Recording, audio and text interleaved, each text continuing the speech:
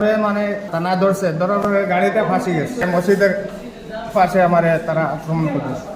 থানাতে আক্রমণ করিয়া মারধর আমরা শুনিয়া গেছিলাম, মানে দেখা দেখি আমরাও মারছেন।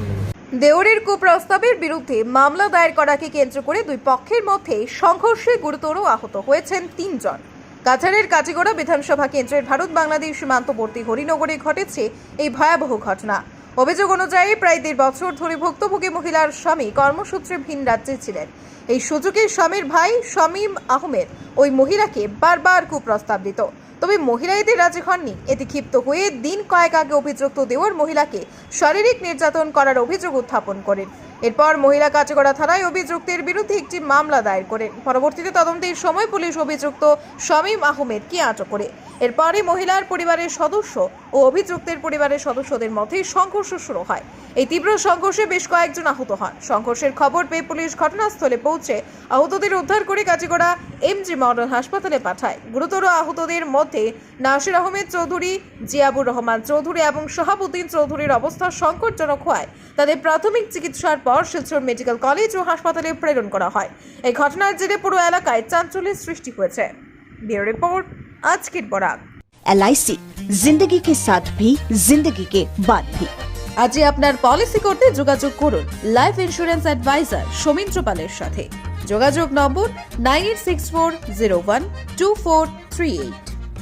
গেছে মানে পুলিশ প্রশাসন গেছে, আসামি ধরছে। আমার মেয়ের লোকে মানে খুব বিপদ করছে। আমার যে মেয়ের বাড়ি যে দেওরের নাম শামীম, শামীম বড়ুই। শামীম তার ছেলের নাম আর কি, দেওর লোকে খারাপ ব্যবহার করতে চাইছিল, তার উপরে দিয়েছিল।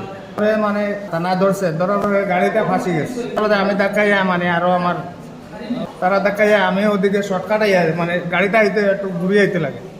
আমি শর্টকাট নমাজের টাইম গোসল করতাম, তাই মসজিদের পাশে আমার তারা আক্রমণ করেছে। কারা কারা করছে? ওই সাবু আর হেলিন আর তারা আরো 4-5 জন। কোন জায়গা? শ্রীনগর পার্ট 2।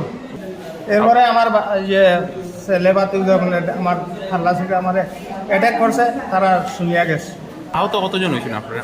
আচ্ছা, আসামে ধরিয়া না মানে পুলিশ গেছিলাম, তখন আমার বাবা মসজিদে গেছেন। মসজিদে থানাতে আক্রমণ করিয়া মারধর আমরা শুনিয়া গেছিলাম, মানে দেখা দেখি আমরাও মারছেন। কে কে মারছে আপনারা? সাবু, সেলিম, মুজিব, তার বাতিজা হুসান সবাই মিলিয়ে মারছে।